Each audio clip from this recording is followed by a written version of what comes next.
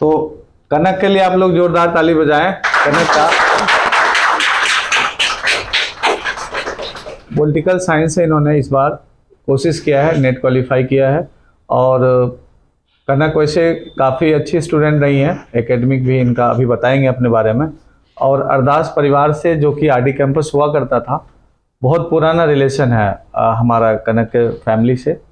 और इन्होंने कोशिश, तब से मुझे जानते हैं जब से ग्रेजुएशन कर रही थी, क्योंकि हिमानी इनकी सिस्टर है। उन्होंने 2018 बैच में एमए के दौरान ही उन्होंने टॉप किया था ऑल इंडिया, और फिर उस समय से ये आती जाती रही हैं।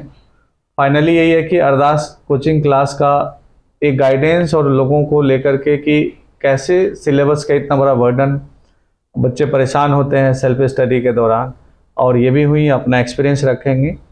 और हम लोग जो कोशिश किए हैं सिर्फ यही कि वो बर्डन ख़त्म करना और चीज़ों को सिंप्लीफाई करके कैसे आप आसानी से काम को कर सकें और कम समय में चीज़ों को सफलता तक लेकर जा सकें।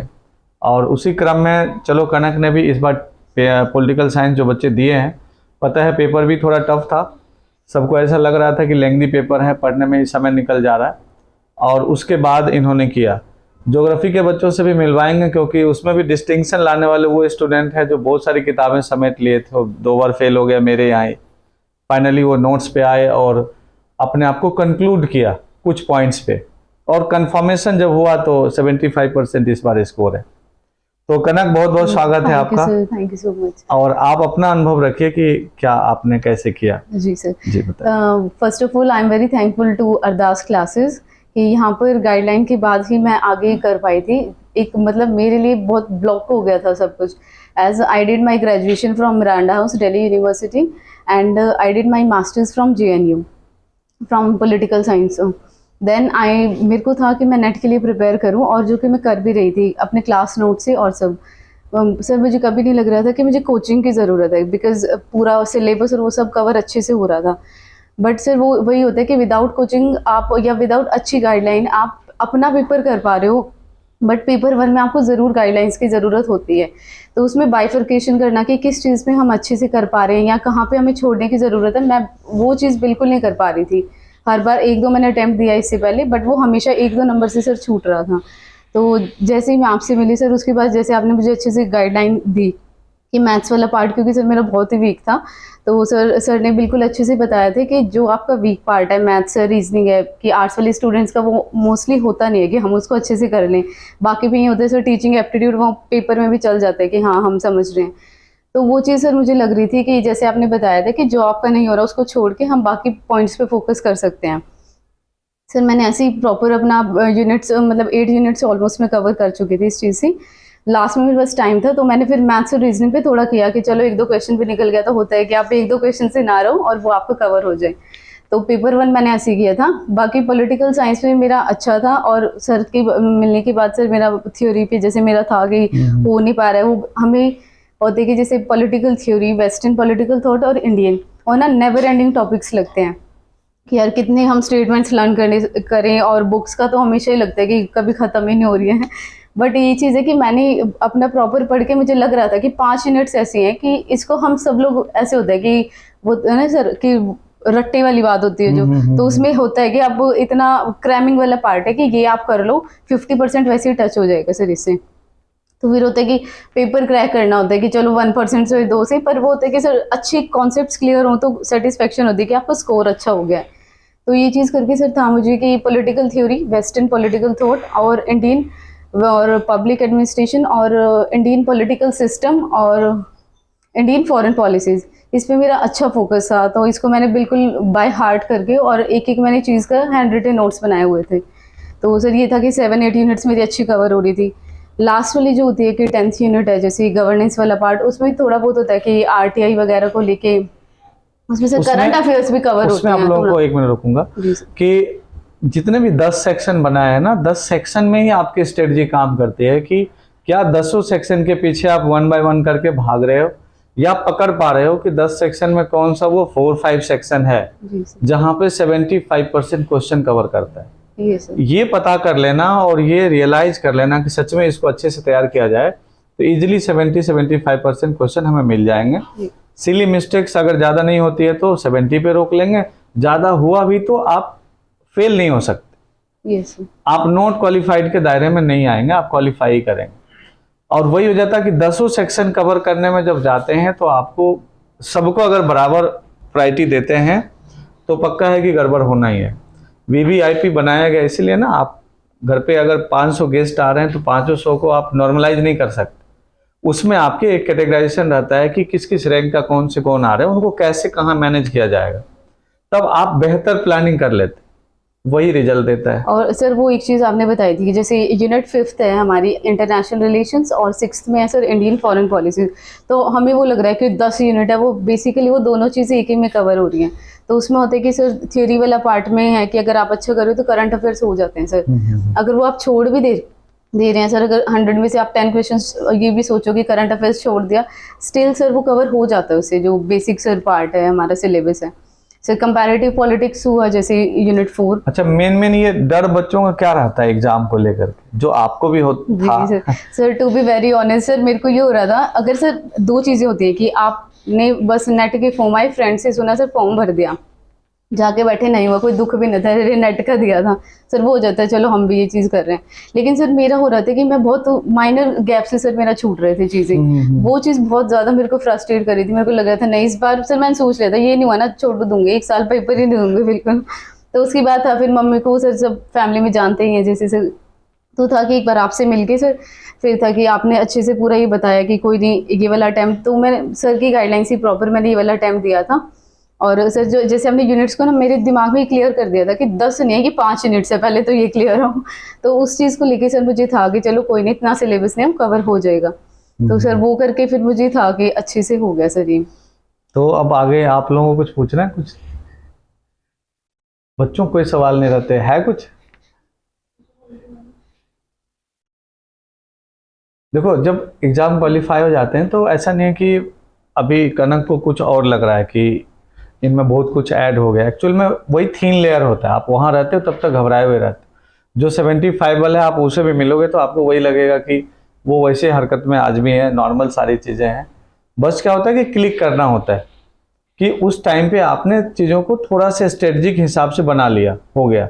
एग्जाम के बाहर निकलते हो क्वेश्चन आ रहा होता है, एग्जाम के अंदर वही चीज़ें गलत करके आए हो, बस उतना ही फर्क होता है। ऐसा थोड़ी कि अंदर में नहीं आ रहा था बाहर आने लगा, आप वही होते हैं। उस प्रेशर को कौन हैंडल कर लिया है ना, वही मेन प्लानिंग होती है। और सर ये भी दिख रहा था कि जैसे एग्जाम में बैठ के सर पहले जैसे स्टार्टिंग में मैंने 10 ईयर्स सीखा था, बहुत ज़्यादा स्ट्रेट फॉरवर्ड क्वेश्चन थे कि ये बुक, चलो वो वाला पार्ट सर एक रहता है, लेकिन अब सर उसकी परसेंटेज थोड़ी कम है कंपैरेटिवली।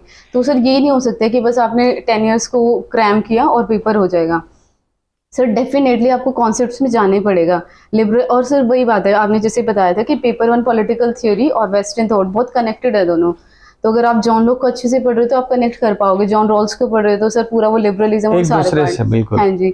तो वही ये कनेक्ट करके सर चीज़ें पढ़ रहे हैं तो अच्छे से सर हो रहा है वो। वहाँ पे सर स्टेटमेंट्स को पढ़ के एकदम ख्याल आ रहा है कि हाँ इससे रिलेटेड ये चीज़ है। सर एलिमिनेशन मेथड से हो जाती हैं चीज़ें कई बार, क्योंकि स्टेटमेंट या कोई भी चीज़ ना कितने लोगों का कितनी संख्या में याद करें, तो आप उसका नेचर पकड़ रहे हैं कि ये किस नेचर के थिंकर्स हैं, किस तरह की चीज़ें, तो ऐसा वही यूज किया होंगे। और सर नेट का ये होता है कि नेशनल लेवल का पेपर है बिल्कुल है, बट सर इतने टिपिकल वो नहीं होते हैं। वो बस वही होता है कि सर जैसे मल्टीपल चॉइस में सबसे प्लस पॉइंट यही है कि हम क्राइम मतलब उससे सर एलिमिनेशन मेथड से हो जाता है। तो आप तो कनक 2018 से मुझे जान ही रहे। Yes sir. और 17 में भी चर्चा हुई थी सोनीपत में जी। और अब फिर मैं प्लान कर रहा हूँ अब जाने का, अभी 2-3 जने और आए हुए अभी। Yes sir. तो क्या लग रहा है, तब से लेके मैं कंटिन्यू कोशिश तो कर रहा हूँ जी सर कि मेरा जो प्लानिंग है या बच्चों को लेकर के है और क्या बेनिफिट्स होते हैं। एक्चुअली बहुत सारे कोचिंग हैं, जो दुनिया इतनी बड़ी है, अभी कोचिंग का मार्केट है, और मुझे बहुत बच्चे ही खाली जानते हैं, कुछ ही उसमें भी वो जान के अपने मन में ही रखते हैं, वो और ईश्वर जानते हैं कि सर भी हैं कोई। बाद में नए बच्चे खुद गूगल या कहीं से कोशिश करते हैं, उतना मैं हूँ नहीं मीडिया में। तो जो प्लानिंग हम लोगों की होती है या जो फिक्र है कि रिजल्ट हो, उसमें अभी तक आपका जो अनुभव है वो चीजें बताएं, और आगे बच्चों को जो आप मैसेज देना चाहेंगे दें, चाहेंगे कि ये लोग। सर जैसे कि सोनीपत का सर काफ़ी स्टफ है आपके पास, और हम लोग सर जब ट्रेन पकड़ के चलते हैं तो सबसे पहले तो जीटीबी नगर में खोज करें, कम भीड़ हो, जहाँ पे पीछे बैठ के भी समझ आता हूँ। तो सर वो चीज़, सर इतने सारे बहुत सारे कोचिंग सेंटर्स हैं सर जाके, पर सर पर्टिकुलर अरदास क्लासेस की बात है कि आपको टीचर से बहुत कनेक्टेड फील होता है। सर यहाँ पे बस फीस नहीं पे कर रहे हैं हम, सर वो लगता है कि सर बिल्कुल एक एक चीज़ पूछ रहे हैं कि आपको ये वाला कवर हो रहा है नहीं, मतलब सर वो अच्छा लगता है कि आप समझ रहे हो कि एक होता है ना सर, कुछ बच्चे होते हैं बहुत एक्सप्रेसिव नहीं होते हैं, पर यहाँ पे कोई भी ऐसे छूटता नहीं है सर, हर बच्चे को ये कनेक्ट कर पाते हैं। जनरली सर नहीं आपसे। बोलते हैं, बहुत कम बच्चे बोलते हैं, यस सर। 1% अपनी बात रख पाते हैं। जी सर। अदरवाइज मुझे ही समझना पड़ता है कि इसके हार्ट में क्या चल रहा है, यस सर। फिर उस बेस पे प्लान बनाता रहता हूँ। Yes sir. तो ये- वो चीज़ है सर कि अब सिर्फ ये लाइन ना सर वो नहीं है कि आप पेपर क्रैक कर रहे हो, क्योंकि सर मुझे हो रहा था कि पॉल साइंस, और सर ऑनेस्टली मुझे जिसको बताऊं मिरांडा जेएनयू उसको अच्छा नेट नहीं हो रहा है सर, वो चीज़ ना और ज़्यादा मेरे को लग रही थी कि अब क्या हो रहा है। राइट। और सर मेरे को इंटरनली था कि मैं किसी को कोचिंग दूँ ना, मेरे को था मैं अच्छे से समझा सकती हूँ, पर सर मेरा नहीं हो रहा था खुद, तो वो वाला फेज बहुत ज़्यादा ही फ्रस्ट्रेशन वाला हो रखा था। अच्छा, कनक के साथ एक चीज ये भी था कि मिरांडा में इनका एमए में भी हुआ था, हाँ ये फिर सर। एमए ये कर रही थी, फिर जेएनयू में हो गया, ये सर उसके बाद मेरे साथ साथ फिर जेएनयू जेएनयू करती रहती थी बीए से ही, फिर ये जेएनयू जा हाँ, पड़ी, yes, sir. उसके बाद नेट नहीं होना, तो परेशान तो लोग करेंगे, Yes. डिमांड तो होगा ही कि हाँ भाई। जी सर, क्योंकि ना बिल्कुल पीछे से मुझे अच्छा ग्रेजुएशन कहाँ से, फिर मास्टर्स कहाँ से, अच्छा फिर नेट नहीं हो रहा, तो वो लगता है कि पढ़े हो कि घूम के आए हो बस। तो वो चीज़ करके सर था मुझे, बट सर पर्टिकुलरली ये तो मैं बोल रही हूँ कि यूट्यूब क्लासेस और ये ना आपको सर अच्छी चीज़ें हैं सर, ऐसा नहीं, क्योंकि अब क्वालिटी काफ़ी इंप्रूव हो चुकी, बट सर ये है कि यूट्यूब से ना सिर्फ ओनली यूट्यूब से सर पेपर क्रैक नहीं होता है, ये चीज़ मेरे को खुद फील हो रही थी कि आप कहीं पे टीचर से कनेक्टेड हो तो वो चीज़ें सर ज़्यादा अच्छे से कवर हो पाती हैं। वो सर फर्दर हो सकता है कि हमने क्लास में लिबरलिज्म टॉपिक कवर किया, सर ने आपने पढ़ाया अच्छे से, उसके बाद मैंने एक दो सर्च किया, तो पर सर वो ज़रूरी है एक बारी।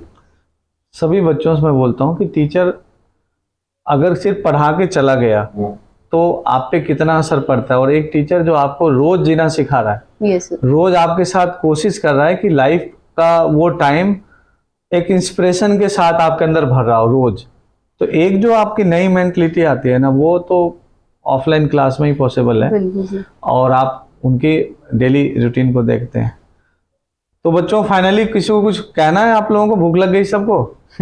सर एक पॉइंट हो रहा है, हाँ। एक सर मेरे को ना यहाँ पे आके ऑनेस्टली बता रही हूँ, मैंने 2-3 दिन क्लासेस ली, मेरे को बहुत ज़्यादा ये इशू था कि क्योंकि ना सर कितना भी इतने बड़े सर, कोई हम भी ब्रिटिशर्स नहीं है, इंग्लिश ही समझ आती है ऐसा कुछ नहीं है, बट सर वो टॉपिक से ना सर कनेक्ट थोड़ा ऐसे हो जाता है कि अच्छे से समझ आ रहा है कि कॉन्स्टिट्यूशन को संविधान बोलो इतना समझ आ रहा है सर, उसके आगे नहीं आता, फिर थोड़ा लगता है कि, लेकिन वो चीज़ इतना नहीं यहाँ पे, अगर आप जैसे सर बोलते हैं ना वो कॉन्सेप्ट क्लियर होते हैं सर, ये चीज़ इंग्लिश मीडियम वाले बच्चों को लेकर के वो तो कोशिश मेरे मैंने इंग्लिश में किया तो है। मैं 2-3 दिन मैंने सोचने में लगाया कि भाई मेरे को कंटिन्यू करना चाहिए, या मैं अभी सर को बोलूँ कि सर अभी थोड़ा ड्रॉप करके, बट मेरे को थोड़ा था इशू, पर मैंने ऑनलाइन भी सर आपका 2-3 काफ़ी क्लासेस ली थी, और यहाँ पे आने के बाद सर अच्छे से कवर हो रहा था, तो इंग्लिश हिंदी का कोई इशू नहीं है।